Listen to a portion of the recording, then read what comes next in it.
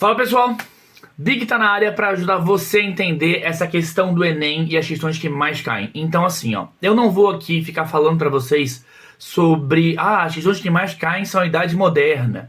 As questões que mais caem, olha só, Brasil Colônia. Não. O Enem ele é mais complexo que isso e ele vai te avaliar em competências e habilidades. Então eu preciso ser também mais complexo na minha explicação para você. Fica atento, então, a essas questões de tempo. Essas questões que a gente vai trabalhar aqui sobre organização de tempo. O que isso significa? As temporalidades. Então vamos aqui abrir uma planilha, abrir uma imagem para você entender do que eu estou falando, tá?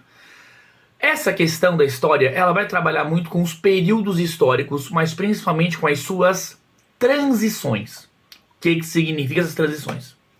Quando a gente pensa em pré-história, essa divisão do tempo dada pela história, pela escrita, né? Então a pré-história vai ser muito vinculada aqui à questão da arte, do período mesolítico e também o neolítico. Então fiquem atentos a essas formações de grupos humanos. Qual é o conteúdo que mais cai em pré-história? Formação de grupos humanos. Muito aproximando da antropologia, muito aproximando da filosofia. Quando a gente passa para a Idade Antiga, fiquem atentos a essa questão, principalmente com o surgimento da escrita e as questões de comunicação. E aí a gente vai ter aquela relação entre sumérios e babilônicos, Antigo Egito, né? Questões que vão ser mais específicas.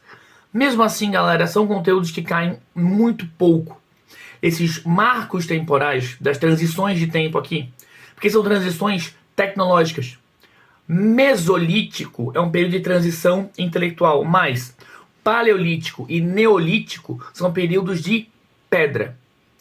Paleolítico, pedra antiga, pedra lascada. Neolítico, pedra nova ou pedra polida. E aí a gente passa para a idade dos metais. E nessa construção de tempo que a gente vai ter, nessa lógica tecnológica, é o que a gente vai chamar de idade dos metais. É a idade em que o metal ele é utilizado. Então, na perspectiva tecnológica, a idade dos metais vai até a Idade Média. Depois que a gente desusa essa lógica da gente pensar na questão tecnológica. Mas avançando na nossa linha do tempo, Grécia Antiga e Roma cai com um peso grande, pensando na necessidade de entendermos estes grupos para os nossos dias atuais. Entendermos esses grupos como precursores de uma sociedade, de uma cultura ocidental. Então fiquem bem atentos aqui nessa lógica entre Grécia e Roma, nessa questão dos precursores que vão existir. Questões políticas, questões específicas também não são descartadas, mas é muito comum a gente ter aqui uma passagem passado-presente, uma comparação que a gente vai ter aqui entre as questões políticas, entre tempo atual e tempo passado. E nisso que a gente vai avançar da Idade Média para a Idade Moderna. E essa formação desses reinos bárbaros e essa relação entre Ocidente e Oriente, essa distinção ideológica que vai existir entre Ocidente e Oriente. E essa distinção que vai existir, existem muitos paralelos. Aonde a Europa Ocidental aprofunda-se na Idade Média, aprofunda-se no domínio da igreja, enquanto o Oriente desenvolve-se economicamente, desenvolve-se culturalmente, desenvolve-se na matemática, a ciência avança muito no Oriente, e aqui é que vai surgir a questão do renascimento. Então o renascimento aqui é para você compreender essa lógica. Então, quando a gente pensa no renascimento, é o renascer, e isso cai com muito peso, não só em humanas, mas vai cair também em outras áreas. Nas ciências da natureza, por exemplo, é comum se entender o porquê que algumas questões da química, da física, da biologia se tornaram relevantes. E muitas delas é por conta dos universalistas do Renascimento. Reparem então que o Enem está trabalhando com outros marcos temporais. Ele está trabalhando não só com a ideia básica de temporalidade, Idade Antiga, Idade Média, não, mas ele marca os pontos temporais como os marcos tecnológicos, o desenvolvimento do que é esse Oriente Próximo, o que é essa relação Ocidente-Oriente, o que é o surgimento da política, então não vai estar destoando disso. O surgimento da política aqui é para você compreender que o pensamento político sempre existiu. desde a antiga Grécia, desde a antiga Egito. Qualquer grupo humano vai ter política, porém, a ciência política, algo metodolizado, organizado, pensado dentro de uma ciência, de um conjunto de ideias, é agora que vai ganhar força, é agora que ganha esse grande start.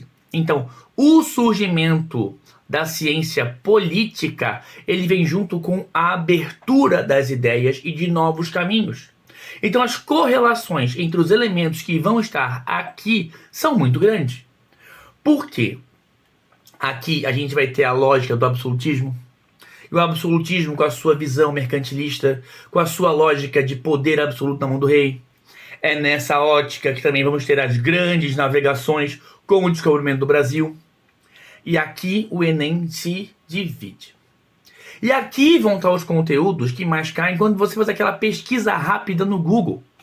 O conteúdo que mais cai é Brasil Colônia. Mas o que em Brasil Colônia? Em que relação?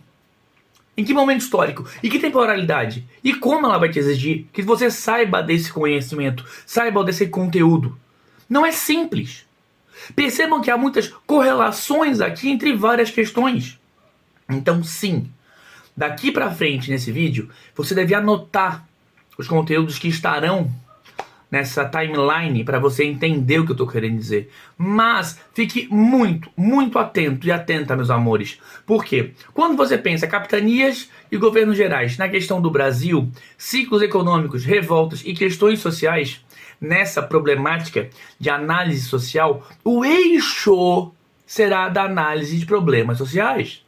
Então, capitanias hereditárias, por que falharam? Quais foram as relações entre os povos autóctones e estes povos que chegaram? Ciclos econômicos. As relações entre metrópoles europeias e no seu contexto político. Como os grupos no Brasil se envolveram, como por exemplo na Guerra dos Emboabas, e nisso a gente ainda tem revoltas. Percebam então as correlações dos eventos. Não é simplesmente estudar um evento a fundo, saber todos os nomes, todas as datas. Não é isso! Você precisa saber os eventos, o que levaram eles a serem caracterizados. E essas correlações é que vai estar no teu A, no teu B, no teu C do Enem. Entendam então que, quando eu pego revoluções burguesas, eu não posso pensar nas revoluções burguesas que vêm logo após Napoleão Bonaparte, com essa expansão política, sem pensar em iluminismo, sem pensar em como isso afetou o mundo todo, sem pensar que isso é uma contraposição ao absolutismo. Então, nesta lógica, eu preciso que você compreenda as temporalidades do período contemporâneo. Todas elas muitas vezes vão ser linkadas com este macro evento chamado de Revolução Industrial, que alguns autores chamam de revoluções industriais. Mas a Revolução Industrial, separando o homem da natureza, separando o homem do seu objeto social, você vai ter também um outro grande eixo temático. Então aqui, galera, em idade contemporânea, eu tô com dois grandes eixos que caem. E é por isso que pensar conteúdos isoladamente não faz sentido. Primeiro eixo, grande eixo que cai, análise de problemas sociais. Isso você acha com facilidade quando você vai ver as competências e habilidades do Enem. Pelo que você está sendo cobrado, é competência e habilidade no Enem. Você não está sendo cobrado por saber o conteúdo especificamente, nomes, datas, e saber exatamente o que aconteceu, o que veio primeiro, se foi ovo, se foi a galinha. Você não sabe disso. Mas, quando você entende os contextos sociais mais abrangentes, mais longos, isso facilita para você. Então percebam que, nessa análise de problemas sociais, nessa análise mais ampla das situações, você vai ter eventos específicos que, como em Confidência Mineira, vão ser um grande centralizador. E por isso cai tanto. Por isso a Confidência Mineira vai ser esse evento que tanto cai. Aí, nesse contexto, as histórias do Brasil, é muito comum que você tenha o Brasil como principal eixo, vinculando com histórias de outros lugares. Então a gente vai ter a corte unida no Brasil e esse processo de emancipação brasileira, muito voltado às questões que aconteceram na Revolução Francesa, que aconteceram nas políticas francesas, chegando na Guerra Napoleônica, que traz a corte unida do Brasil, levando o Brasil a um processo de independência separado dos outros países. Embora essa questão da relação da independência do Brasil com outros países caia pouco, quando cai o pessoal erra muito. Nessa lógica, compreendam então a correlação desses eventos com as formações ideológicas políticas contemporâneas.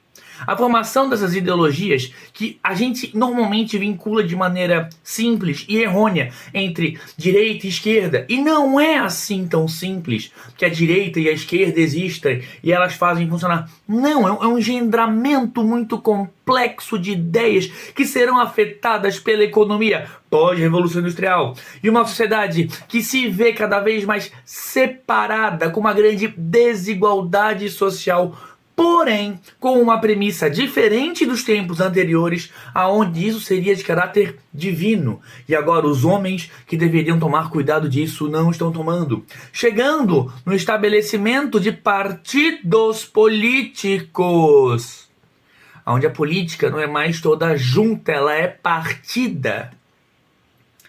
Então, no eixo temático de grupos políticos, que aqui eu chamo de partidos políticos, eu preciso que você compreenda que esse partido é parte do todo. Então, quando você analisa uma questão do Enem, quando você pega uma questão do Enem para você entender ela, você precisa entender o que o avaliador, aquele cara que fez a questão, está pensando de você dela. Percebam então que neste contexto nós vamos ter toda uma idade contemporânea, que é o período que mais cai no Enem, é o período que mais cai para você, sendo aqui formado para você ser avaliado. Então, imperialismo e neocolonialismo é um evento que vai cair com peso, mas muito focado nas questões da sua desfeita, da sua desorganização, da questão de que gera a Primeira Guerra Mundial e também o processo de descolonização afroasiática. Enquanto no Brasil nós temos a formação da República e falando dos nossos problemas e grupos sociais, aonde a proclamação da República, República Brasileira, ideologias de República vão cair com muito peso. Então, todos os eventos que a gente vai ver aqui em Brasil são relacionados a questões sociais da história local. E também uma relação muito forte com a ideologia europeia da Belle Époque. Percebam então que nesta lógica, desta linha do tempo, dos conteúdos que mais vão cair, a gente vai ter esse eixo permeador da economia, da política e da transição entre os eventos. Quando a gente chega na Primeira República, os assuntos que mais caem são as revoltas. Revolta, revolta e revolta. Eu brinco com os meus alunos que eu tenho uma certeza só todo ano, é que revolta cai. Ponto.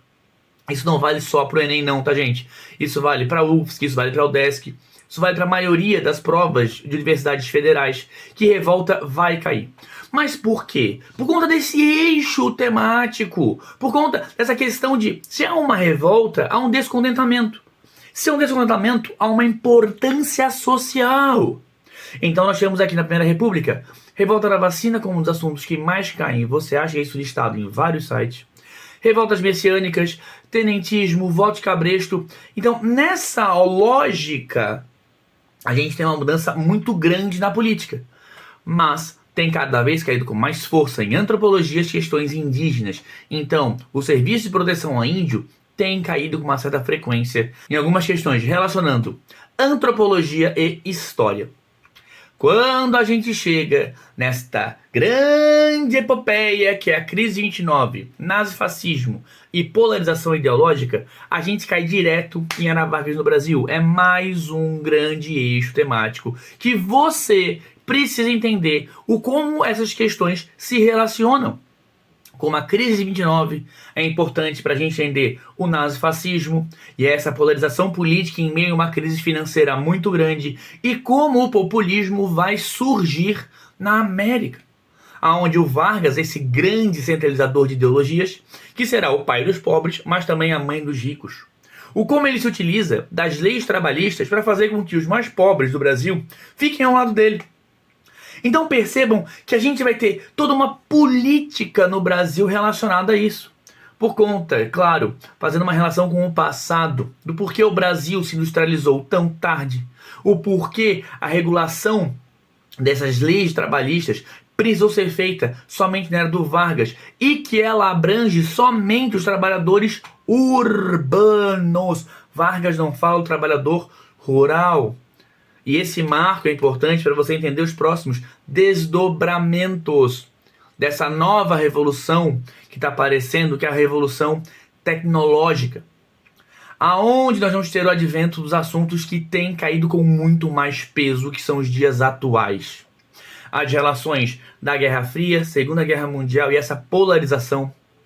As relações disso com a política brasileira, aonde nós viveremos de 1945 a 1964 uma política liberal.